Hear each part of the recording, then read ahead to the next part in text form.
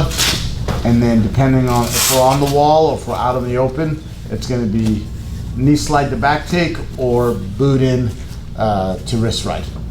Turtle position in MMA 2 is not going to be on your hands, it's going to be on your elbows and knees because the guy's going to be throwing shots, you're going to kind of be covering.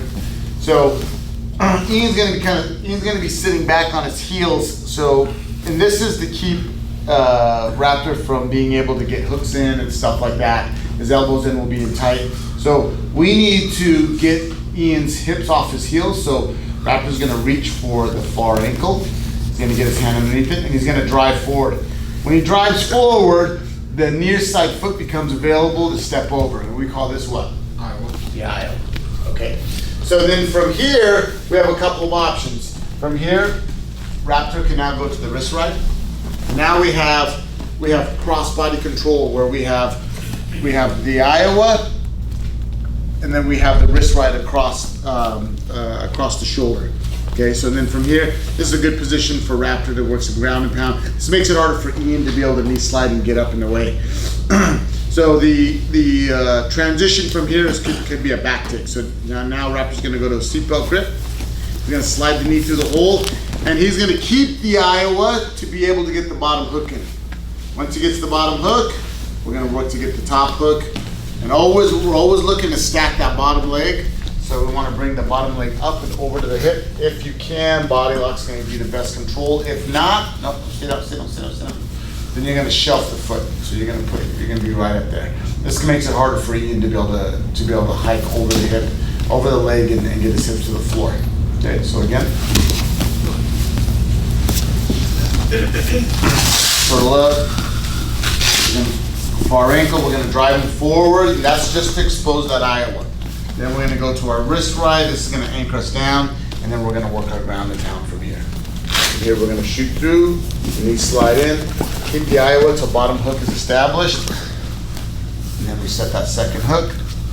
We bring our foot up, and into our body lock, and that's where we can get a lot of riding time. This is where you saw like Aljamain Sterling getting that riding time on Jan, even Patchy that comes and trains with us. All that back time Patchy got on Gucci. So I feel like if you have good back control, it can keep you in a really safe position in a fight, and refs aren't going to really ever stand you up if you're behind somebody, right? Because you're in a dominant position where you can finish the match at any time. So it can give you some good riding time, and you can also kind of give you a chance to kind of rest and recover a little bit. Ian got some really good riding time his last fight when he was on the guy's back. A lot of times if you're just behind the guy, ground and pounding, and the guy has some kind of understanding of how to get up and away, he's going to start fighting the hands, clear the knees, going to knee slide, come up, and then you have to use more energy to get him back down to the floor to try to hold him and hit him. But if we can get to the back and get in good position, we don't have to drag the guy down to the mat anymore. We kind of stick our chest to the back, and then we just kind of work from there. And if the choke isn't there, it's okay. Just look like Ian's last fight. Just kind of ground and pound, wear him down a little bit, work him, and win the rounds that way. All right, let's go through it one more time. Ian, do it this time on Raptor.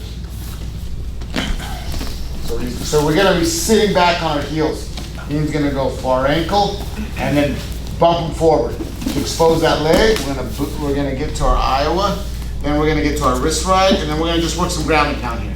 Big shots. And when we work ground and pound, I don't want this. I want you guys to turn your shoulder, open your chest up when you guys ground and pound. This is gonna get bigger shots, harder shots. And if he looks away, we should be hammer fisting on the opposite side. So you always want to be just aiming for the ear or in front of the ear, all right? That way you don't get called for the back of the head. But we want to really start opening our chest up and landing big shots. Then at this point, when Ian wants to go for the back, he'll come over the shoulder, slide the knee through, get bottom hook, then stack the leg, and then start working from there. Okay? All right, let's drill it. 1, 2, 3.